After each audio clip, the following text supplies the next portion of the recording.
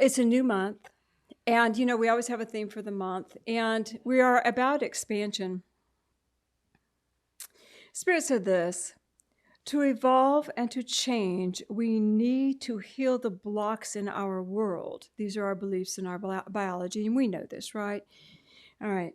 Most of the time, we look at what is not working, those obvious outbursts of imbalance where it's not working in our lives. So we know I need to go look there. I need to do some healing work. I need to change some causal energies, right? That's our history. All right. This month, we're going to look at the foundational beliefs that create your reality, the one in which you live. Your reality is different than my reality. You understand that? Everyone has a unique reality based on their perceptions, their beliefs, what they're holding as true for them. So, our beliefs are the base structure that we build our world on. It's our home. It's that foundation that we seek to fill. To evolve, we need to expand our foundation. To evolve, we have to expand our foundation. Everybody say, got it? Got it. Okay.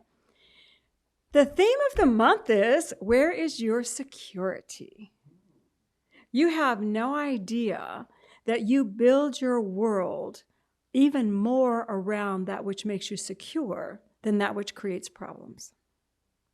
We look at those problems all the time, and we can heal them, and then the world is still rocking, and it's still not steady, and blah, blah, blah. There is an underlying consciousness about security, about safety, that we're going to look at this entire month. It's going to be so much fun. Yeah. Things that make you secure. These are things, situations, beliefs that make you feel safe. They are a comfort. It's an acknowledgement that you're going to be okay. And there's a reassurance that you're supported. You guys got me? Okay. All right. If you've raised a baby, anybody been around a baby that's being raised? Okay. The first thing you teach the baby is safety. Don't touch that. Don't do that. Oh, you're too close. Come back over here. Blah, blah, blah. We teach the baby safety. Then as the child gets older, you advance your instructions to be how to be safe in the world, how to stay safe. So now we're teaching them how to be safe in our home. Now we teach them how to be safe in the world. This is what you do. This is what you not do. This is. What we don't realize is that the child, while they've been adhering to your instructions, has also been learning their own sense of safety, their own sense of security, the smells, the sounds, where they would go and hide when the fighting starts. You remember that? We all went there. So these are emotional securities that we also build our world around. These are emotional comforts that we build our world around. So we all have deep, deep, deep pockets of ideas of security that come from the training, they come from the internalizing of the emotions, and they come through the journey. Some of us may have brought them in from past lives as well. And it's this whole array of buckets of security that we're going to be looking at this month. Have any of you been challenged? Let's say, okay, good, that's good, thank you. Let's say you've been challenged in a relationship or a job or something, and you go home and you find yourself eating ice cream or going for the comfort food or the mashed potatoes and gravy or whatever is your go-to. Mine was mashed potatoes, hold the gravy, and popcorn. I'm upset, there will be popcorn, by God. We tend to find some form of security to keep us balanced. But we really don't go back and look at what put us off in the first place.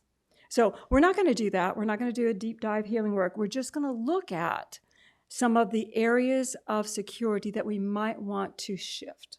Okay? All right. So hopefully we have a few buckets of security. Have you ever met somebody that loses it? That's because they don't have that many buckets of security. If they only have one or two and one gets challenged, they lose it. So be kind to them. We all need a bunch of buckets. And I'm not asking you to give up your buckets. We just want to look at maybe some that we want to reprogram. Okay? All right. When we find in our world, we will look for things that make us secure, and they are familiar. Everything that brings us security is familiar. It's familiar because we know we have survived. Even if you have been raised in an aggressive family, you may find that you marry an aggressive mate. It doesn't bother you. Why? I survived the family, I'll survive this. It's familiar. It's security in a strange, strange way. We also look for things that provide security, and security is also things we can control. If I can control the outcome, I know I'm going to be okay. So therefore, I need it to be this way. And that brings me security. So I want you to keep those two ideas in mind. That which is familiar makes me secure, even if it's not good for me, makes me secure. And that which I can control makes me secure, because I can control the outcome. Now, think of those two things, and now think of your path. Is your path ever upward, or does it kind of become a circle? It kind of becomes a circle because you're doing the familiar, you're controlling the outcome. Are we really expanding much? No. It's like Cindy swimming, holding the edge of the pool. How many of you still hold the edge of the pool? Yeah. So this is the idea I want you to keep holding in your mind. Security will govern all your choices. So this will govern your choices, and we're going to start with a beautiful story in the aquarium. When Jesus began his work in Israel with his people, he had been baptized by John, and then he went to John's camp, and he taught a little bit. And most of you know, if you have any Bible background at all, that it's okay if you don't, by the way, that when he started speaking, immediately there were 6 of John's disciples who went to him and said, ooh, it's you. We've been looking for the Messiah. We've been looking for the one who will save us, for the Christ who will save us. And we thought it was John. So we all came from Galilee, and it's not John. John told us it's not him. But John called you the Christ. So it's you. We want to follow you. Okay, so Jesus is meeting with Peter, James, John, Nathaniel, Andrew, and the other one I'm forgetting. But he's there. There's 6 of them. They say, behold, this is the Christ. We want to follow you. And Jesus said to them, the foxes of the earth have homes. The birds have nests. I have no place to lay my head. Now, in a very practical sense, they would have understood that to mean, I own nothing. I'm poor. I don't have a home. I own nothing. I have no place to lay my head. He had been traveling as a young man, and they didn't know his stories, because this is the first time they're seeing him. They didn't know that he'd been all over the Eastern countries, studying with the masters, being housed in temples and fed. They didn't know that. All they knew was that he was identified as the Messiah, the Christ. And he tells them he has nothing. It didn't deter them much. Metaphysically, he is also telling them, not only am I poor, there is no place in this world that will house what I'm about to become.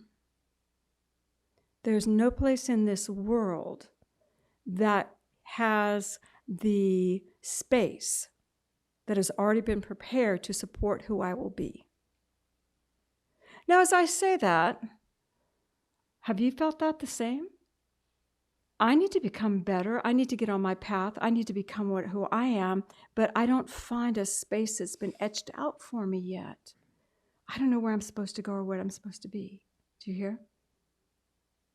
And he's telling these kids that. He's telling these young men this. And they hear it. They hear it. Okay, all right. And then he says,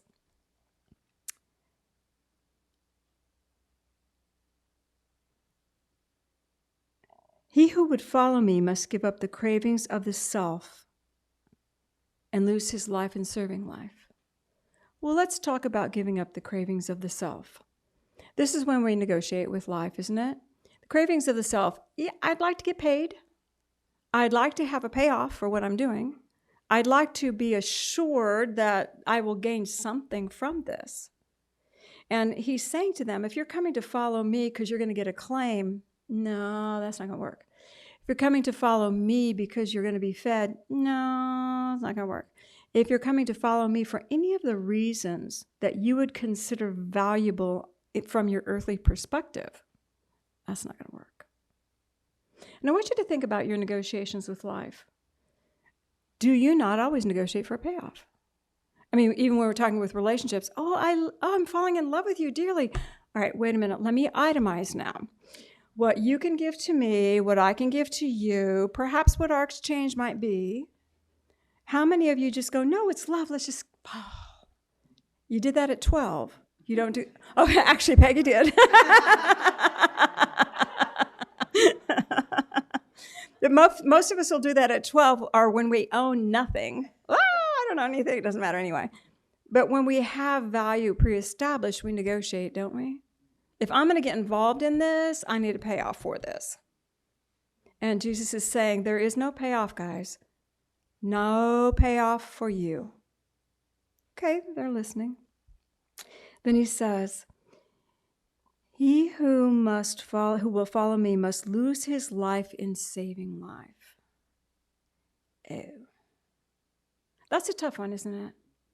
Because Christendom has taken that almost to the point of we have to kill ourselves. We have to literally deny who we are. We literally have to suffer and whatever. This is not what he was saying. When you lose your life in saving life, you are turning from self-serving, who I am, what I need, blah, blah, blah, and you're turning toward giving, loving, and sharing. And there's a big difference. Jesus says later on, there are two types of men. There are the type of men that tear down the race, and there are the type of men that build up the race.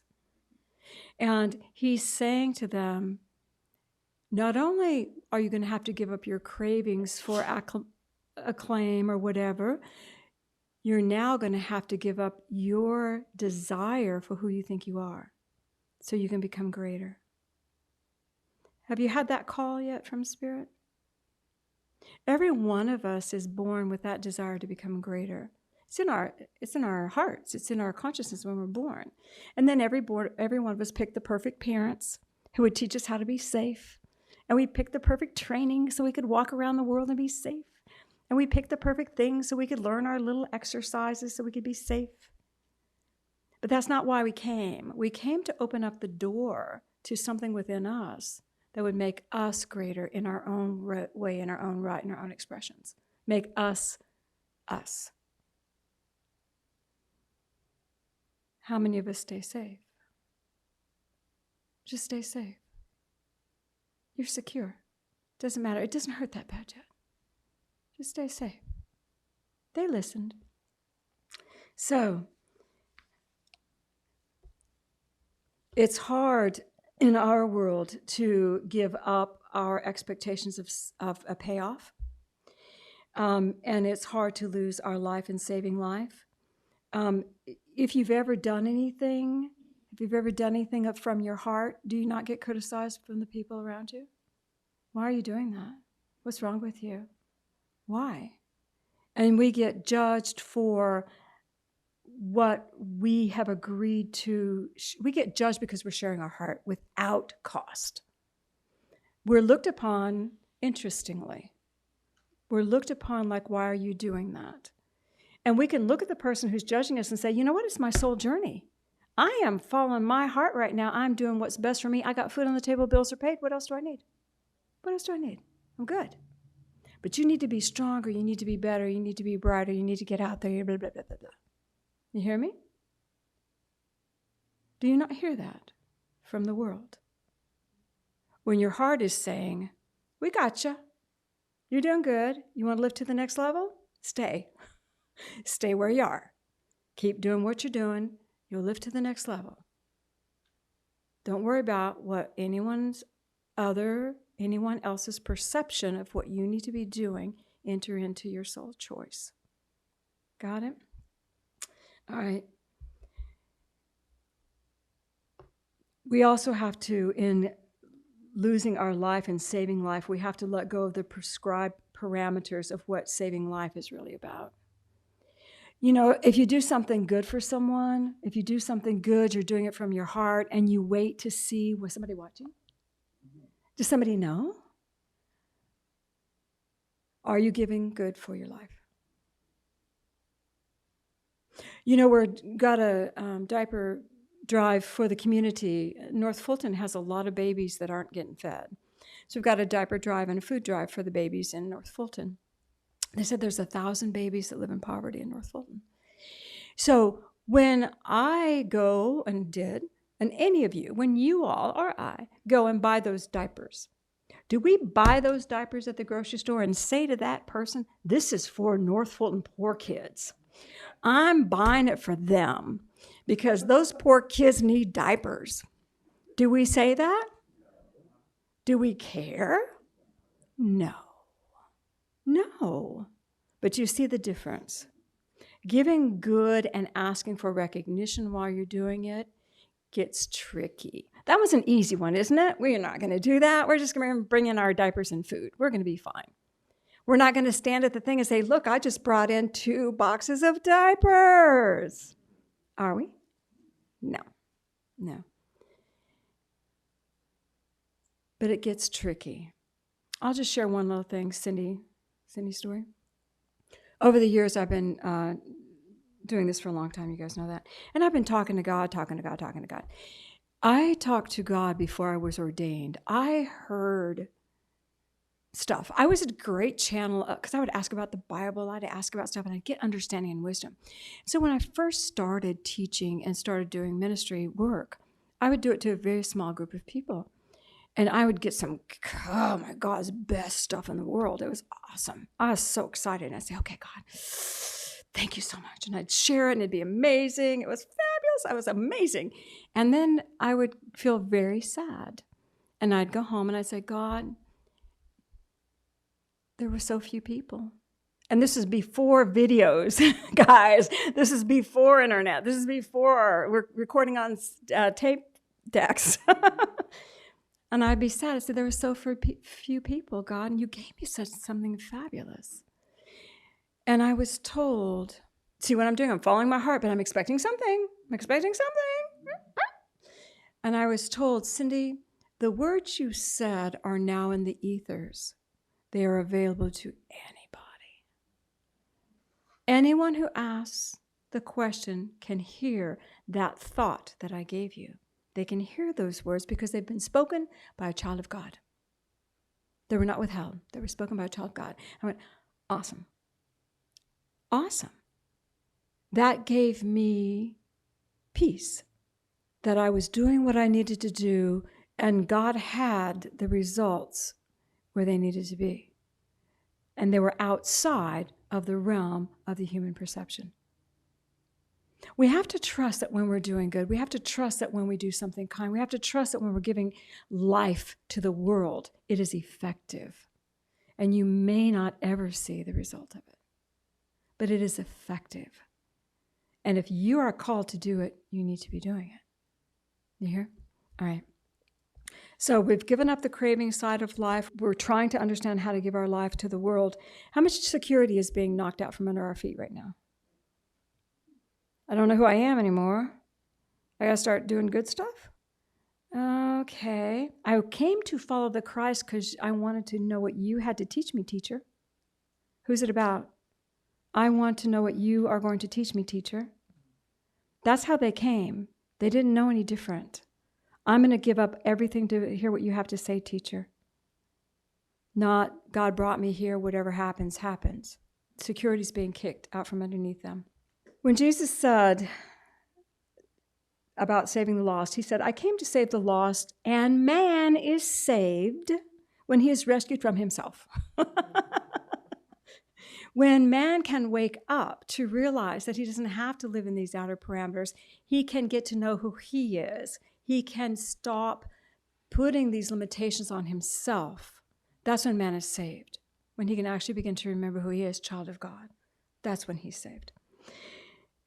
And then he said, but Jesus is talking, but men are slow to comprehend the doctrine of the Christ. And then Peter said, I love Peter. I cannot speak for any other man, but for myself I will speak. I will leave all and follow where you lead. He already had left all, but he hadn't sold all. He had a wife, he had a home, he had kids, he had a business going on. He still had a home. But I'll leave that home and follow you. Great. Great. Do you see it? That's our first step in letting go security. We let go one tiny bit at a time. One little bit. One little bit. And then the other spoke up and said, you have the words of truth. You came from God, and if we follow in your footsteps, we cannot miss the way. Where is their focus? On their teacher. They've already missed what he said. But you know what Jesus says? Come on, guys. I got you. They had no idea what he was going to teach them. They had no idea he was going to empower them to heal. He was going to empower them to talk to God. He was going to empower them to know their own inner spirit. They had no idea. But they were in the right place at the right time to take that step in their mission. And they let go enough of their security so they could. Don't you know the next 3 years of walking with Jesus was a trial for them?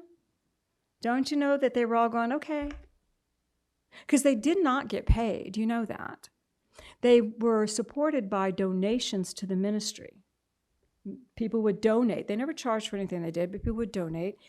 They had a treasurer, Judas, and they used that money, and people would feed them, and it was just this huge exchange of energy. So do you think their faith and their security base began to shift over time? It did. And it shifted majorly when Jesus sent them out 2 by 2. Oh, what? Teacher, you're sending us away from you? Yes, I am. 2 by 2? Yes, I am. And take no food and take no money. What? Yes, I am. Don't you think that was a great healing for them? How often have you been asked to go out? No money, nothing to secure you, and you take those steps. All of us do. All of us have been asked to do that if we've had a life change in our world. All of us have. I love Cheryl shared last week about her changing jobs. I had a very similar experience. When the call to my spirit was so strong, I had to go to school. I had to become ordained. I had to do the ministry work. I had no choice. I called my astrologer seeking comfort. I'd seen him a couple of times. He was very lovely. I said, David, I'm going to quit my job. What is happening? And he goes, oh gosh, Cindy, it really looks like you could lose everything. Thanks, David. And I said, I have no choice. And I started to cry, and I hung up the phone. And in my little story of changing into my schooling, I was working full-time, tiny baby. And I said to God, I said, okay, God, I'll do what you want. But I have a condition. I need 2 months worth of income. I need it. So if anything happens, 2 months, because in 2 months, you and I can do anything, God. I said, okay. Well, my 2 months of income was $3,000. So I'm working, started getting extra jobs. So I'm doing accounting for people on the side. I'm doing, performance and stuff, and I'm putting my money in my little sock, putting it in a sock. So I'm getting some money. Turned in my notice. I didn't have the full 3, but I turned in my notice. And that's when the girl from HR came down, and y'all have heard my story, but it's a good story. Girl from HR that I very much didn't know well. She came down and she said, Cindy, it's a big company I work for. She said, Cindy, we have a profit sharing program. And although you haven't contributed, once you have worked with us for 3 full years, you do get that portion that they would have contributed to you. You need to delay your resignation. I think it was either a week or 2 weeks, and you're fully vested. And it was $3,000. I said, I'm delayed. Give me that letter. So I got my $3,000 and I held on to that $3,000. What I'm telling you is we're never asked to go free-forming off the mountaintop. We can go from security to maybe a little pebble of security, maybe another one. We can move shifting to little ones that are not so detrimental to little ones. And you know what happened to that $3,000? I still have it. I never needed it. It represented me and God in our agreement. I still have it. It was that rock of security I needed to go from corporate to freedom. And every time I needed it from that point forward, Spirit would show up for me. So the guys that followed Jesus had no idea where he was taking them. You have no idea where God is taking you. Okay? Their reality was opening up to nothing they had reference for. Your reality will open up to nothing you have reference for. Nothing. It'll be new. New. Unfamiliar. Unfamiliar. So you see how security would keep you in familiarity? We've got to open up to something new. We, like Peter, need to be willing to leave all. We need to be willing to shine our lights in order to move into this new space. And we need to modify those earthly human perspectives. So, no place to lay my head. If you are following your heart, perhaps you could trust this instead. Instead of saying, well, there's no place for me in the world, I'm so different, and yeah, you are, we all are. If we trust that even though it does not appear there's a place for us in this world, if we trust that the universe will provide all of our earthly needs while we are walking into this space, can you see the security shifting? I can trust the universe will provide my earthly needs, even though I can't see them, while I'm walking to becoming who I need to be. Okay?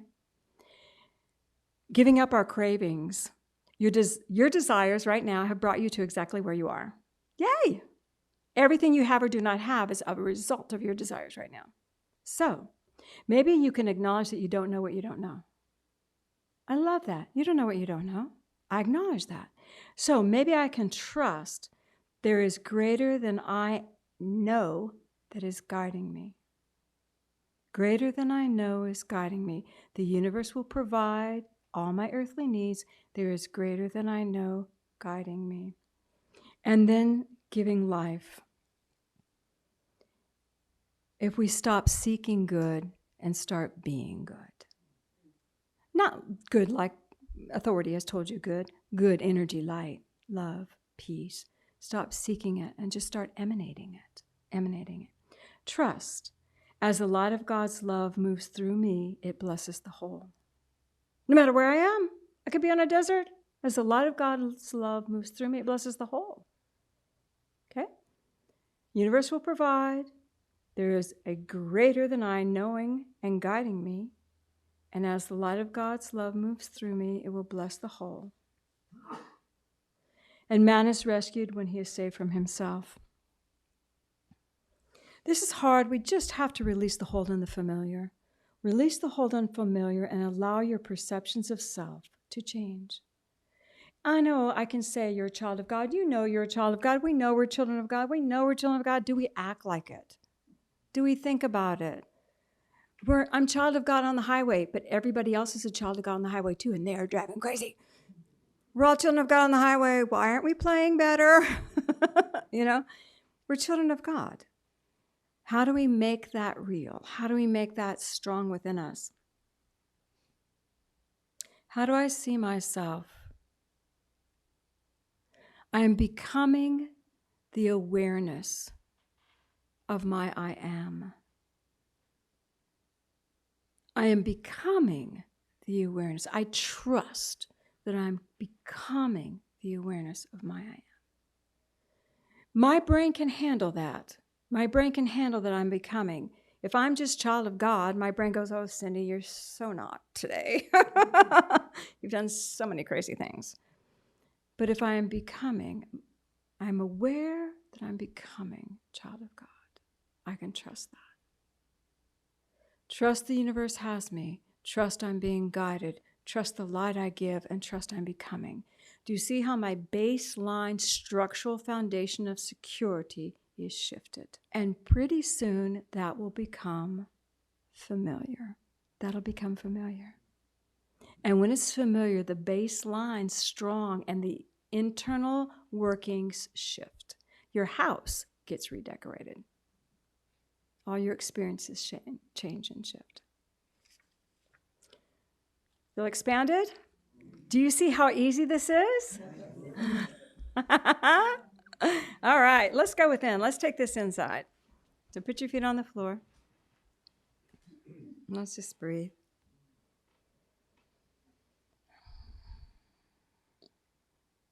And I welcome Jesus Christ, our way shower, just to stand with each of us. And in your heart and in your mind's eye, feel the love of God surrounding you and feel Jesus Christ as he steps forward. In your heart, imagine, feel, image in Jesus taking your hand.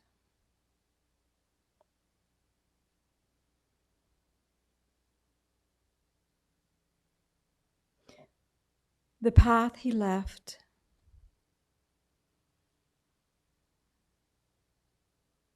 is one of enlightenment.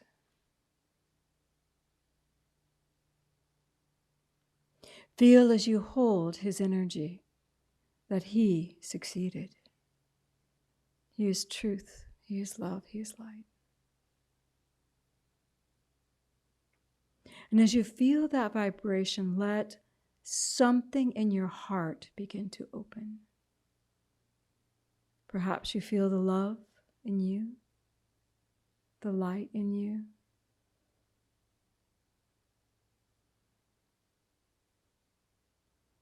And feel him as he says, it starts with one step. Just one step.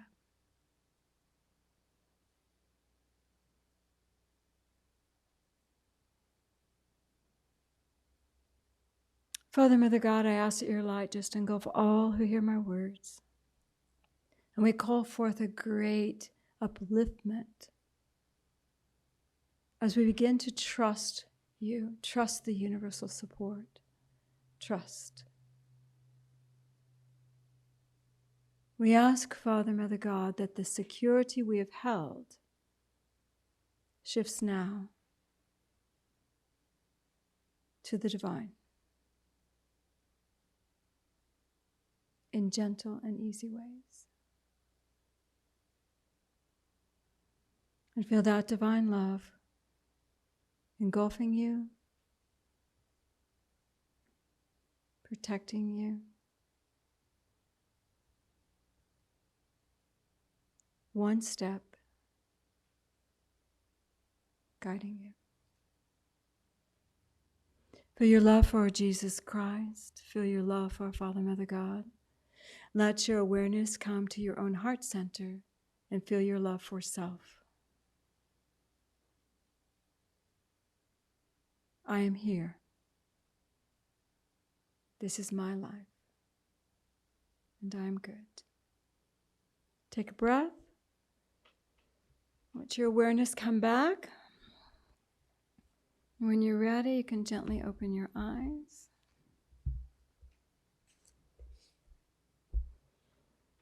How you feel? All right, that was our foundational service.